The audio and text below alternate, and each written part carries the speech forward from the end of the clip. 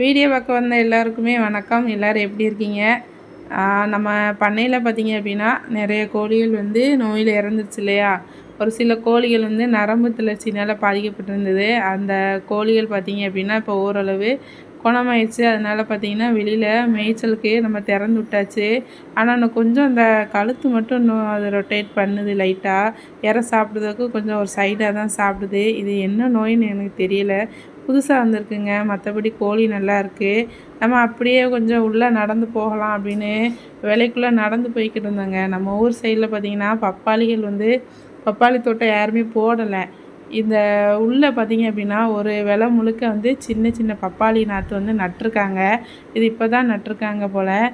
இதெல்லாம் வந்து புதுசாக இப்போ விவசாயம் வந்து ட்ரை பண்ணுதாங்க. இதில் லாபம் இருக்கும்னு நினைக்கிறேன். அதனால தான் ட்ரை பண்ணுதாங்க. இது வந்து செம்மண் பூமி. இதில் வந்து நல்லா வந்து காய் நல்லா காய்க்கும். அது மட்டும் இல்லாமல் இந்த பப்பாளிலாம் பார்த்திங்கன்னா ஹைப்ரேட்டாக தாங்க இருக்கும். அதுக்கு அடுத்த விலையில் பார்த்திங்க அப்படின்னா பெரிய ஒரு பப்பாளி தோட்டமே இருக்குங்க. இதெல்லாம் இது வரைக்கும் நாங்கள் உள்ளே வந்து பார்த்தது கிடையாது.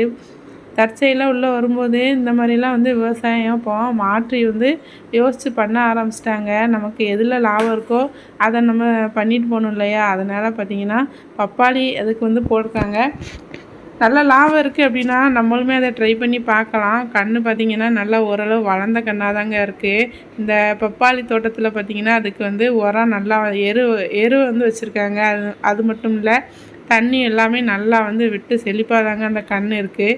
இந்த பப்பாளிக்கு இடையில பார்த்திங்கன்னா ஊடு பயிராக தடியங்காய் கொடி வந்து போட்டிருக்காங்க. விலை முழுக்கவுமே தடியங்காய் கொடி தாங்க போட்டிருக்காங்க. எல்லாத்துலேயுமே காய் வந்து வந்துருச்சு. அந்த ஸ்டேஜில் தாங்க இருக்குது. நல்லா பெரிய பெரிய காயாக தடியங்காய் வந்து அந்த கொடியில் கிடக்கு. பொதுவாக நமக்கு விவசாயத்தில் பெரிய அளவு ஒன்றும் லாபம் வந்து வரமாட்டேங்குதுங்க. ஏதாவது புதுசாக வந்து வித்தியாசமாக நம்ம யோசித்து பண்ணும்போது தான் அதில் ஓரளவு லாபத்தை எடுக்க முடியுது. இது வந்து நல்ல ஒரு ஐடியாங்க. நம்ம பப்பாளியும் ஒரு சைடு நல்லா வளர்ந்துக்கிட்டு இருக்கோம்.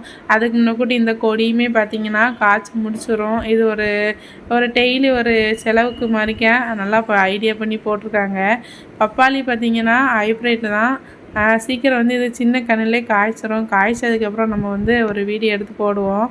நல்லா வந்து மாட்டு எரு வந்து உரமாக வச்சுருக்காங்க. வீடியோ பார்த்ததுக்கு ரொம்ப நன்றி.